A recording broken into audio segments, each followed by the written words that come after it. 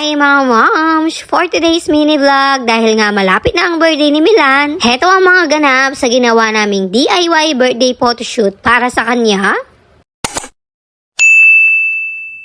Good morning! Kakagising ko nga lang dyan at excited ako ngayong araw. Muko kalaguning bagong gising. Charing. Bababa na sana ako para magluto ng almusal pero ito yung sumalubong sa akin. Nuko parcel na naman na itatago ko kay dad. Charot lang ang mga gamit yan ni Eva Milan para sa gagawin naming DIY birthday photoshoot para sa kanya. Tinignan ko nga yung sala namin. Buti na lang nakapaglinis ako kagabi. Doon kasi namin balak na gawin yung kanyang birthday photoshoot. Pero bago yan, nagluto muna ako ng almusal para sa mag-ama. Grabe, hinihintay ko talaga lagi ang weekends dahil heto yung time na nakakapagluto ako sa kanila. Longganisa, itlog at tuyo yung niluto ko. At tapos, kape para sa akin at kay daddy. At syempre, lagi ko tong ginagawa, yung iaakit sa kanila yung pagkain. At dahil vlogger, ayan, ganyan yung mga ganap ko. At syempre, ang pinaka-excited sa araw na to, walang iba kundi si Milan. Agad na nga kaming nag-almusal dyan para maumpisahan na namin ang gagawin naming birthday photoshoot. At syempre, heto yung aming photographer.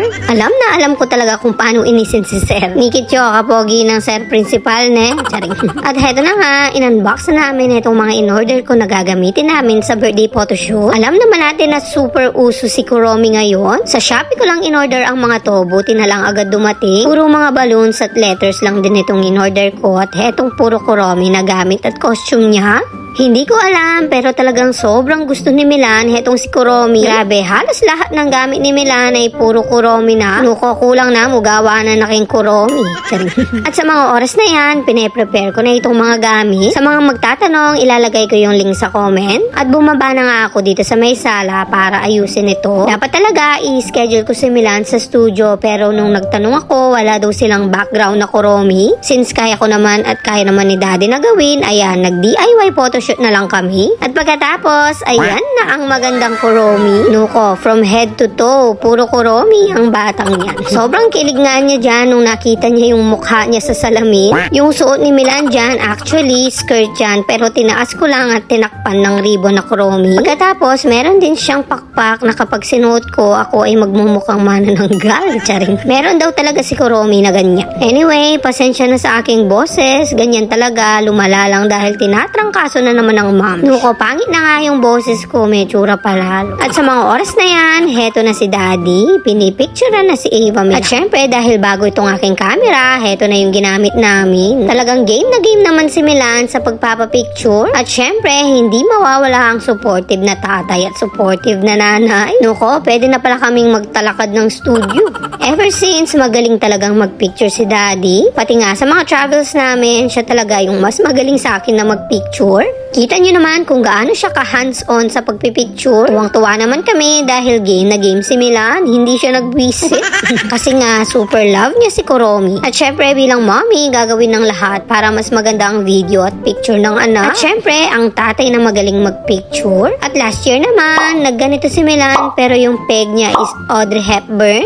Pagkatapos naman, nung 4th birthday niya, nung mismo celebration, Moana theme yung kanyang gusto. Nuko, nung una, hindi ko nga to kilala. Ang kilala ko lang talaga yung si Hello Kitty. At dahil ito yung kanyang request para sa kanyang birthday, pinagbigyan na namin siya. Grabe, sobrang bilis talaga ng panahon. From first month hanggang ngayong 5 years old siya. Grabe, na-capture namin lahat yung celebration ni Milan. Ang dami nga nagsasabi na pwede na daw sundan si Milan. Sabi ko naman, in God's time, sana next year. Gustong-gusto na namin kasi talaga siyang bigyan ng kapatid. Pero habang wala pa siyang kapatid, binibigay na namin lahat ng support at love sa kanya. At sa mga oras na yan, nag-apati-pati na siya.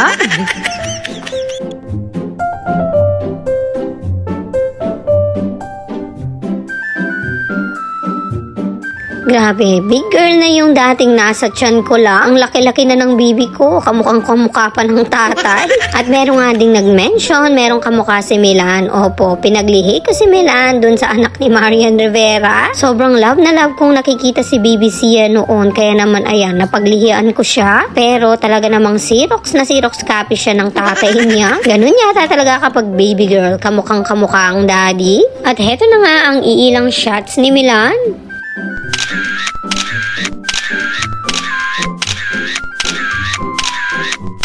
At mga moms, see you sa next vlog. Birthday na ni Milan. O siya, hanggang dyan na lang. Thank you so much for watching.